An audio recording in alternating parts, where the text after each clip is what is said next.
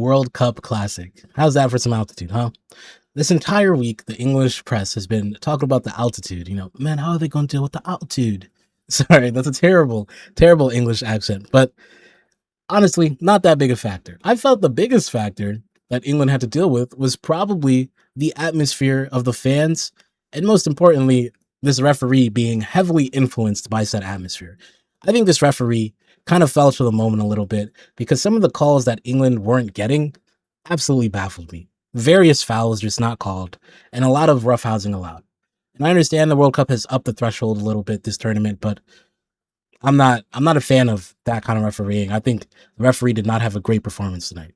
Now, I don't want to get too deep into that because at the end of the day, England won, so there's not much to talk about there. But if he referees another game, just pay attention to that. But before we continue and getting into the game, make sure you guys follow, like, and subscribe. We're on the road to 3K. By the way, thank you to all of my new subscribers. Thank you for jumping on the train. You will not regret it. But yeah, let's get back to the game. All right, so game kind of starts very hotly contested. Mexico come out on the front foot. They're really trying to get something going. And then England end up coming back in the game a little bit. And it's a very nicely contested game, albeit with some bad referee calls. And then Saka to Bellingham. Incredible cross by Saka. Honestly, if I'm Mexico, it's not a terrible goal to concede. Bellingham ends up heading it home, but it's not the worst goal you can concede. It happens. But this second goal, this is awful defending. Just awful play. It's not just defending. It is awful overall play by Mexico. Because England score that first goal. They do their celebration. They're lining up for kickoff, and they want more. They want more. They go after it. And we've seen so far in this World Cup, so many teams fall short by resting on their 1-0 lead or on their 1-goal lead. England, they go right after it. They said, we want to increase the margin. Let's bravely go for the second goal. And they were rightfully rewarded. But this is also extremely poor play by Mexico because this is off of the kickoff. If that's what you were going to do, you might as well just do the PSG kickoff and kick it in the opponent's half. What are we doing, man? This is like a free gift. You have free possession, and you give up a goal. Like, there's one thing for a team to score a kickoff goal. It is another thing for a team to have possession and concede a goal right off of kickoff. That is absolutely shameful for Mexico. Not great. Embarrassing stuff. But England rightfully rewarded. They're pressing the ball. They win the ball back. Kane eventually gets it out wide, slots it home to Bellingham inside. And let's talk about Jude Bellingham this game. He was absolutely incredible. Jude Bellingham felt like Zidane, felt like Prime Conte, all in the same game. I mean, this brother felt like he was everywhere.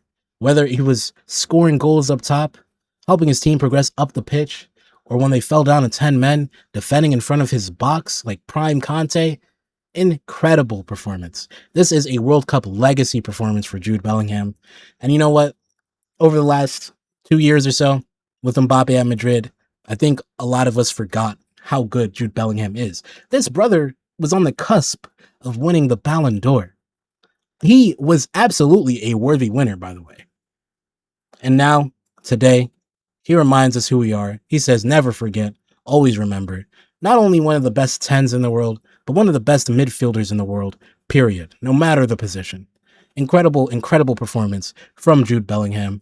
This brother is a jugador. He had the juice tonight. Now, we get to the end of the first half, and I'm thinking, England are up 2-0. I don't know, man. It might be over for Mexico. I think, Chad, it's over for Mexico. But Mexico get a free kick, and shout out one Julian Quinones, because for him to drop back, best decision of his life. He gets the ball, volleys it back into the back of the net. And Mexico, that's a huge picker-upper, huge goal to help lift the spirits. The stadium's back in it again. It's electric in there. It's like a cauldron. And man, at that point, as a neutral, I'm thinking, I don't want this game to end. I don't want this half to end. I need Mexico to keep this up, keep this momentum. But nevertheless, they go into the half 2-1, and it's still a huge goal for Mexico to only be down 1 goal. Now, coming out of the second half, England, again, brave, trying to increase their goal margin. However, in this hotly contested period of the second half, the very early period of the second half, Jarell Kwanzaa. You looked at the lineup, and honestly, yeah, Kwanzaa kind of stood out to you, but considering his experience, I thought maybe he'd be fine. Liverpool, Leverkusen, I thought He'll be all right. He'll be all right. I didn't feel like Mexico had enough to really pose him problems. But this was a young defender's mistake. And the thing with this red is, yes, I agree it's a red, but it's just all the reds now feel contentious after what we've seen with Balogun and what we've seen with Messi and Bernardo Silva and in the Haiti and Scotland game, where all of those, occasions, it was studs on calf. If there is studs on calf, it's a red. That's what I thought.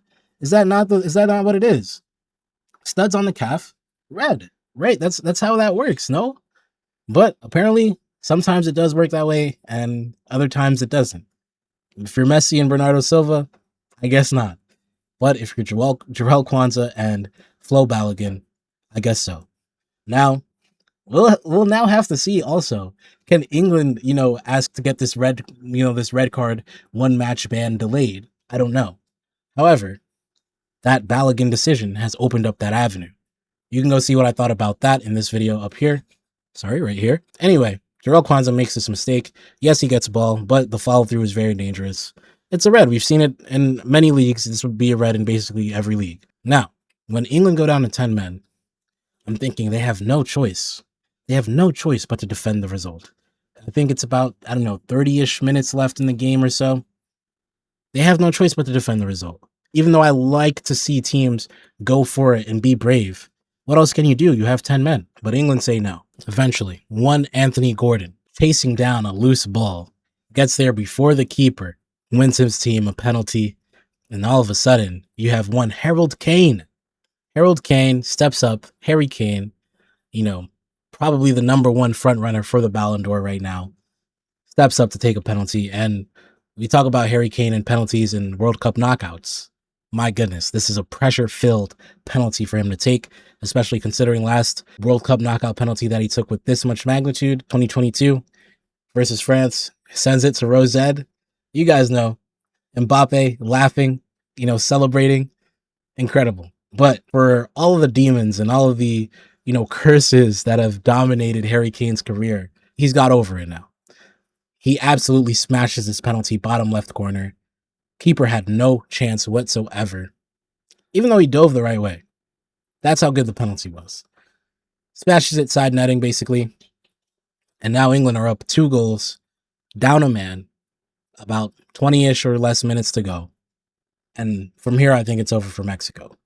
But then, and this is what gets so crazy with this game, Mexico get a penalty from one Harry Kane. Wow. And yeah, it's a soft penalty, but honestly, it's a penalty. He kicks his foot. It doesn't look super rough, but it is what it is, man. That's a penalty all day long. So Mexico got this penalty. One Raul Jimenez steps up, and he doesn't smash it home, but he slots it home very coolly versus Jordan Pickford. And now I'm thinking, well, Mexico only down 1 goal, but up a man. They might be able to do it. And how crazy would that be, considering Harry Kane gave him the penalty to start the comeback? However, and this is what makes this English team so good, and this is why I think England will end up your 2026 World Cup winners. Because prior versions of England, in this kind of situation where they're down a man but up a goal, they would have always conceded the goal and all of a sudden lose the game somehow. Right? They would always crumble in situations like this. It reminds me a little bit of old PSG. They'd always crumble. It was a mentality thing, the way the culture of the program was. But this England side, under Thomas Tuchel, it's a different mentality, and it's a totally different level of resilience. This team is so resilient. They can, when the going gets tough, they don't run away. They get tougher. And that's why this England side will win the World Cup, in my opinion. Because to be so resilient, sit in this low block and see this result out, get stuck in, as the English like to say, that is the hallmark, a staple of a great championship winning side. And I genuinely believe England will find a way to lift this World Cup trophy. They're just so resilient.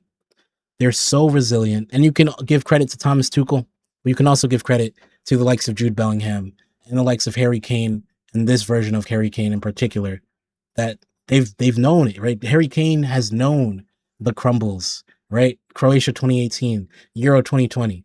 but he stayed resilient. He's kept pushing. And now I think this England side is going to get rewarded. I genuinely believe this team will lift the trophy. I don't care how good France is. I don't care how good Argentina is. I think this English side is good enough to get results versus both of them. Absolutely resilient performance from England. Good performance from Mexico as well. We got to give them credit. This English side was too talented. And overall, I think they definitely deserve the win. Now we look towards the future versus Erling Haaland in Norway. And Erling Haaland, who is tied for top scorer in the World Cup right now. Absolutely on fire. This Norwegian team, their best World Cup result so far yet as a country. It's going to be a tough task. But this England side is a lot better than Brazil. They're a lot more resilient than Brazil. And I think this English side will get through them no problem. I really do. Well, you guys let me know what you guys thought of this game. Let me know how you feel. I mean, shout out Mexico, man. L3, great stuff. Stadio Azteca, I will miss games there so bad because the atmosphere is incredible. It is the Anfield of international football. I am convinced. This Stadio Azteca, when Mexico are playing, is something to behold.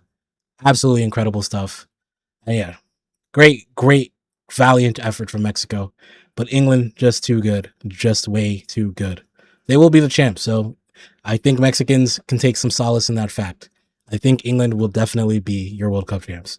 Thank you guys again for watching. It's been your boy, Ollie Footy. Until next time, we